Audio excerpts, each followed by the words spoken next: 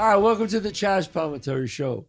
But before we start, I just want to remind you, don't forget to go to chazzpalminteri.net if you want to see my one-man show, which begins a tour in the United States starting in March, all over the United States.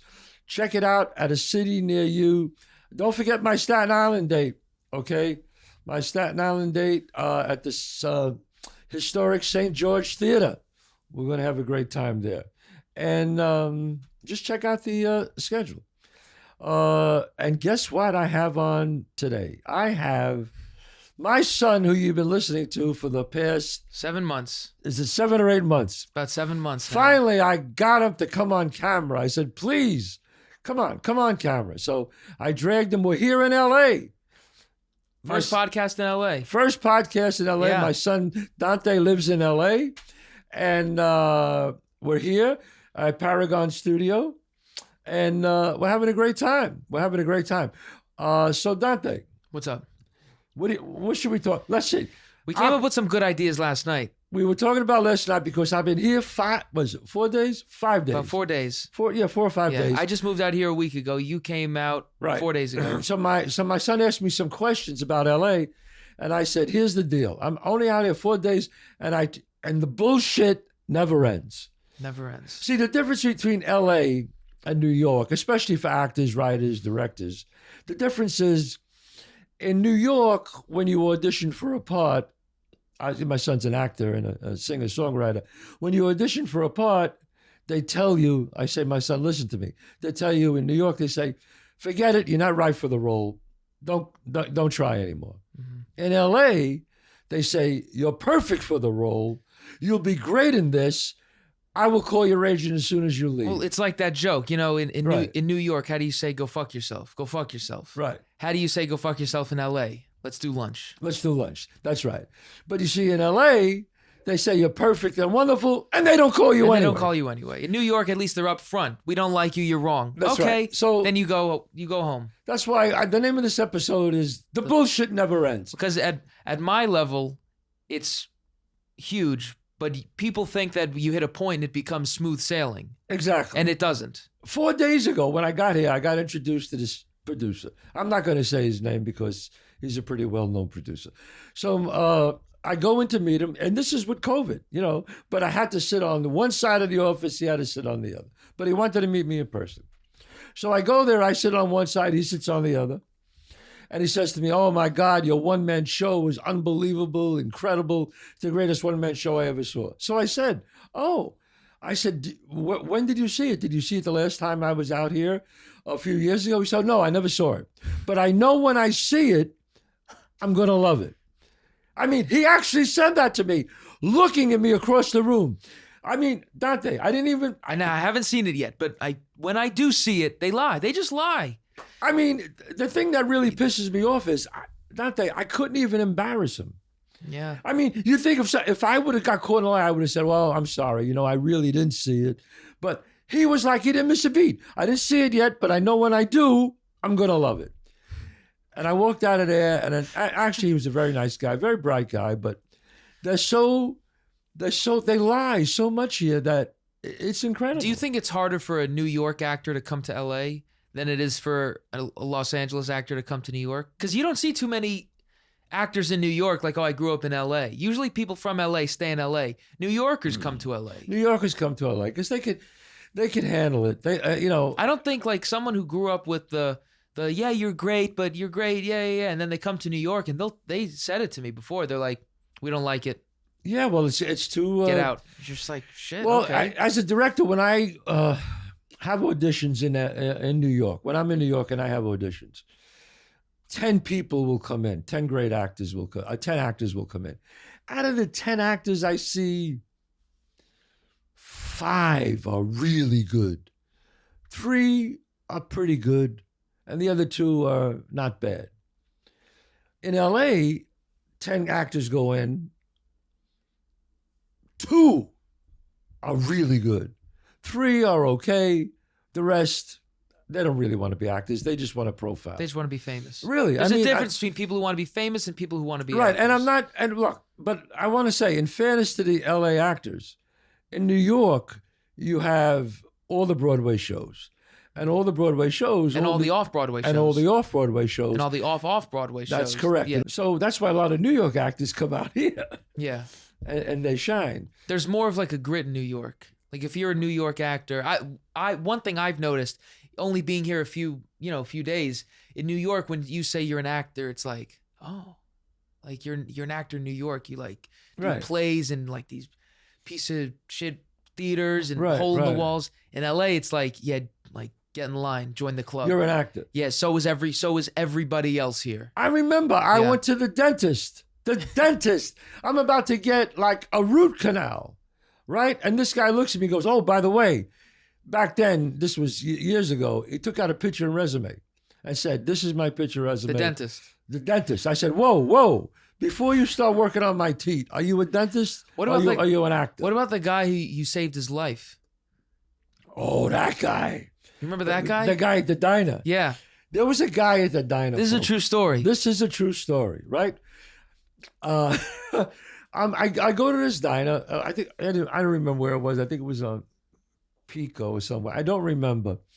It happened so many years ago when I got out here and after Bronx Tale really hit and the whole thing, and so I'm on the phone. I was actually on the phone, a payphone. This was, 1989, 89, 90, like that. And all of a sudden, I hear a guy going, I hear choking. I go, what the hell? So I put the phone, I'm on the phone with my wife. I said, hold on. I put the phone down. I go in the back. I turn around the corner and I see a guy going, and there's a steak right in front of him. And I said, oh my God. And he's pushing people away. I think he was embarrassed. He's like, no, like, I'll get it. But he couldn't talk. I mean, the guy was dying. He was turning blue. So I pick him up. I put my arms around, get ready to give him a Heimlich. And I'm being honest, before I even gave one push, boom, the thing popped out. I was just I squeezed a little bit, but I don't think it was me. I think, boom, it popped right out. And this is what he does. Now, to people out there, you are me. I am him. So I'm going to look right at you. Okay, this is what he does. He's going, and I'm going, sir, are you okay? Do you want me to call an ambulance? He goes, and he looks, he goes, yeah. And he puts his hand in his pocket, takes out his wallet, and he starts going, you're Chazz Palminteri? Yes, I saw the play. You're great. I have a great script for you. The guy was fucking dying. 30 seconds before, takes out a card and tells me. He's got a script. He's got a script for me. Now, it's an amazing story because I had people tell me, you think the guy actually did it on purpose because he knew you were there? And I thought about that and I said, wow. I said, that's very possible. That wouldn't even crack the top 5 weirdest things that have happened. That wouldn't even crack the top 5. The bullshit never ends. And actors think they come out here and the bullshit's not going to end. A couple of years ago, I was at my friend's house, who's a giant movie star, real big movie star. And I see, and he's yelling on the phone, arguing, I think, with his agent, and fucking hangs up. So I say to him, hey, man, you all right? What happened? He goes, oh, what the fuck? I was supposed to be offered that role. They gave it to somebody else. And I was like, are you fucking kidding? Doesn't ever stop. I said, yeah. Does it ever stop at any level? And he just looked at me and smiled. He goes, no, the bullshit never ends. But there's something to be said about guys who consistently put themselves through it for years. Like you have that one friend who he's been doing this. We were in college together. Forever. Bronx Community College, 1973. Joel Weiss, my friend Joel Weiss. Every time we drop an episode, he writes us an email giving us his favorite parts of the episode. Right, exactly. What he's been up to, what he wants to do, his phone number, his availability. Right. Every single episode. It's, you know what? I have never seen anybody That's determination. Try that hard for so long. Yeah. And he's had some success. And, well, and he's also a terrific actor. Joel, if you're listening out there, you're terrific. And one day, I'm going to put you in something. But you got to be right for the role, and you got to commit to audition. He's going to see this the second it drops. You know he's going to see this. Write this. Since 1973, we were in college together. He was in the Warriors. He was in Warriors. Yeah. Yeah, that's right. He was in Warriors. So, I remember my friend, what's his name? Josh. When I first got out here, I was living in North Hollywood, Aqua Vista, 11104 Aqua Vista. I'll never forget it. I was on the top floor, and Josh was on, lived underneath me. And this guy, when I got out there, I was already on Broadway. I had some credits. I didn't have I had off-Broadway credits. I actually had an understudy, credit on Broadway. Was that with the... Right, we'll tell that story. Was that with the Wise Guys? Yeah, exactly. I was an understudy on Broadway. And I was SIG, and I was equity and everything. But I was living, he was on the top, I was on the bottom. And he kept complaining to me about a SAG card. If I just get my SAG card, Chazz, once I get my SAG card, it's going to be it. This is my life dream to get a SAG card. So I got so tired of hearing him talk about a SAG card. One time I called him in my apartment downstairs. I said, Josh, listen to me. I said, how would you feel if you got your SAG card today? He said, oh my God, I would feel great. I said, how about if you got your equity card too? Oh, come on, Chazz. It would be like the highest day of my life. How about if you got a part, you got some part in some small films, like in independent films. How would you feel? Are you kidding me? I said, how would you feel if you got on Broadway like an understudy? My God, he goes, I could tell my parents I'd be on. I said, well, all right, really? I said, well, listen to me. I did all that. And I'm fucking living right under you. Okay? I'm living right under you. And I'm still trying. Because why, Dante? The bullshit never ends. Doesn't stop. Never ends. It's nice for a moment when you get it. It's good to sell SAG card. You got your SAG card. Yeah, but you got your equity card. It's a SAG card. That's all. It's nothing. Yeah, you got your equity card. You got your SAG card. Now you got to get a fucking part. Yeah, it's. And this is my son here. Everybody thinks, oh, come on, just put your son in a movie. No, it's not that easy. It doesn't work like that. It doesn't work that way. It just doesn't, Have I introduced my son to people? Absolutely. But he's got to go in and win the part himself. He has to go in and win the part himself. That's what it has to be. It doesn't matter. And you brought up that understudy story. Have you told? I don't think you've told that story on the podcast. I did. I think I told that story a long time ago. I don't know. I said it on a few TV. I said it on Letterman and Leno. But for those of you who never heard it, I finally, in 1980, I think it was 84, something like that, I was on Broadway. I got a part as an understudy. So I was so excited. It was my first kind of big break. And I went back to my neighborhood, and I'm telling all my friends, I'm going to be on Broadway. And I went to the bar where I hung out with all the wise guys who knew me. And they're all coming over to me. Hey, Chazz, we hear you're on Broadway. We're going to come and see you. That's great. They said, listen, we want to come the first Saturday night. So I said, well, you really can't. And this one guy, Carmine, got offended. He goes, whoa, what do you mean? What are you, embarrassed? I said, no. But he goes, are you on Broadway or not? What's the bullshit? You're bullshitting us. I said, no, I'm not bullshitting you. I'm an understudy. So he said, well, what's an understudy? I said, well, if something happens to the guy, then I go on. Not realizing what I just fucking said to this Neanderthal over here. Okay? So I walk away thinking, all right, hey, Carmine, I'll let you know when I get to go on, and you guys could come. About 10 minutes later, he comes walking over to me and goes, hey, Chazz, you want to go on? I said, what? I didn't understand at first. He goes, you want to go on? Then I realized what he was saying.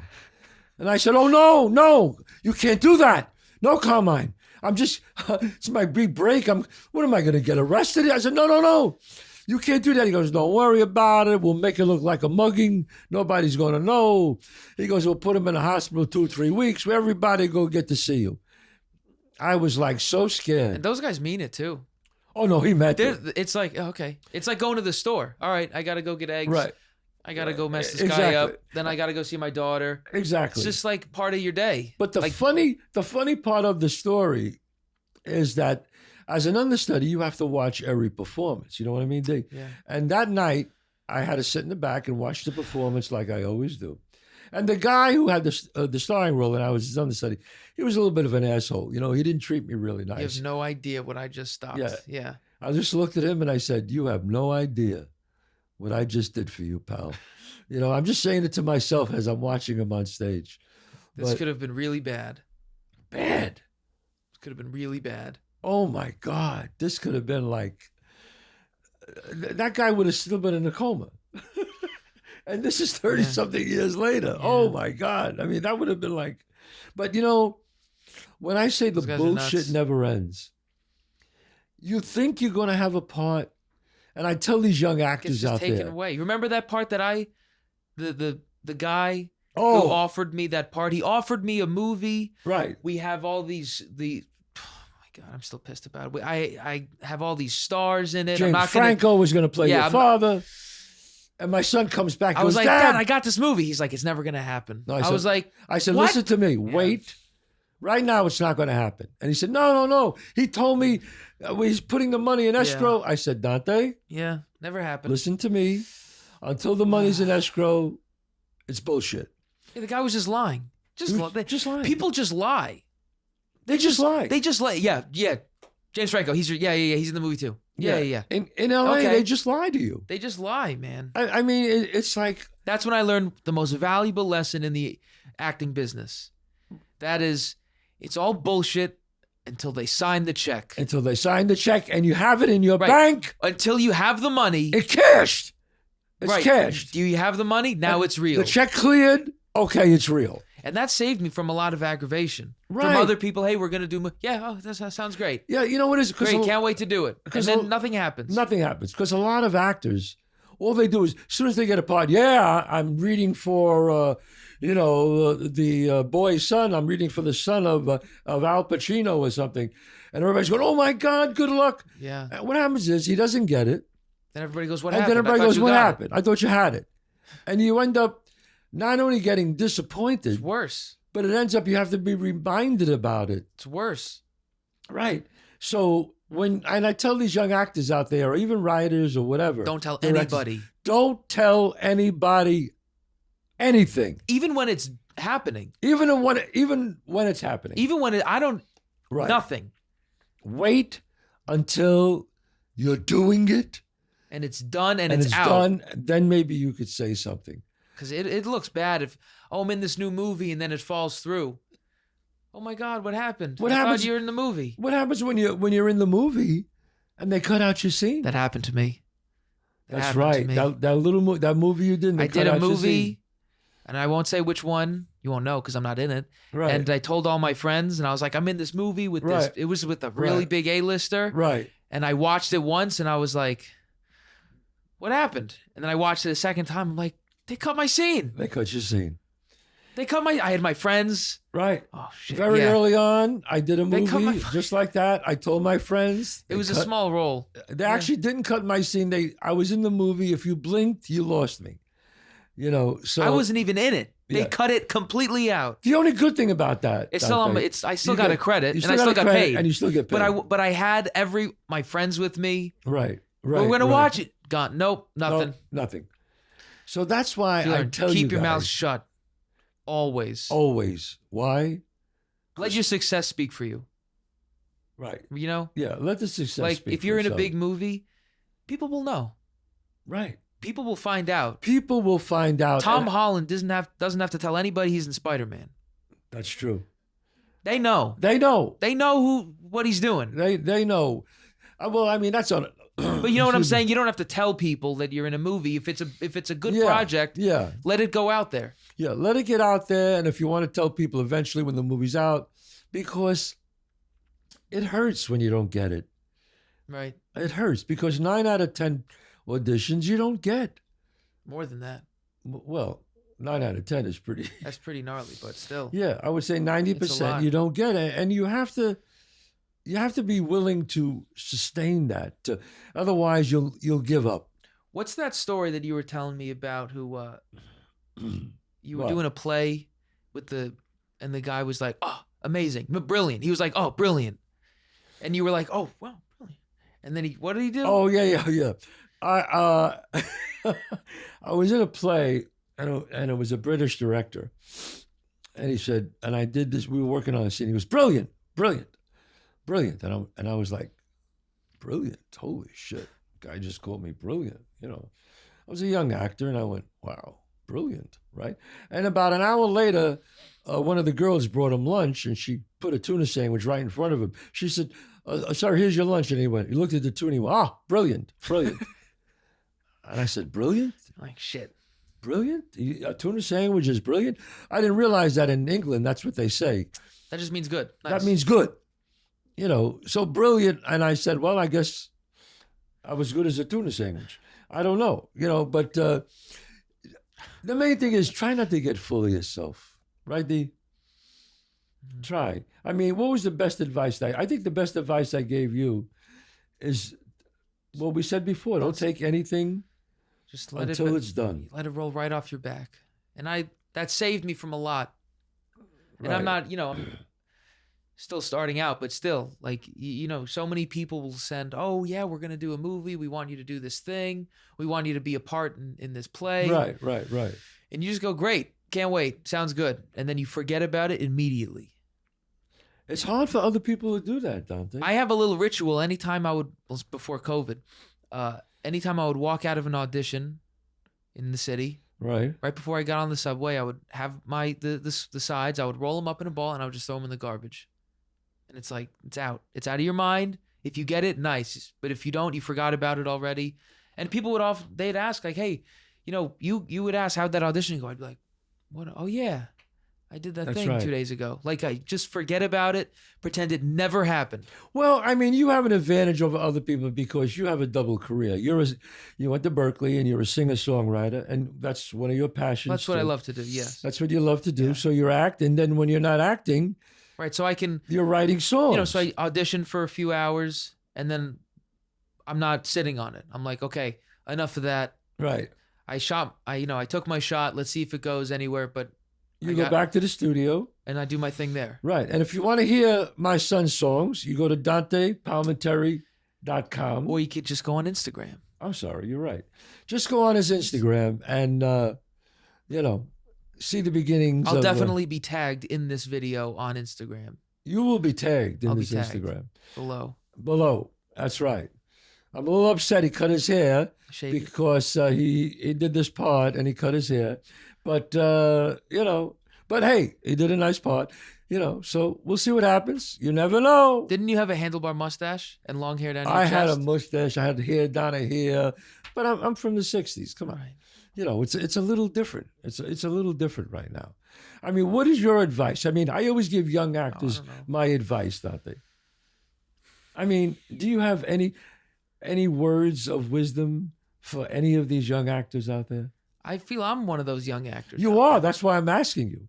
But I think what you just said is right. Yeah, I don't know. Don't take I've tried- every audition like it's life and death.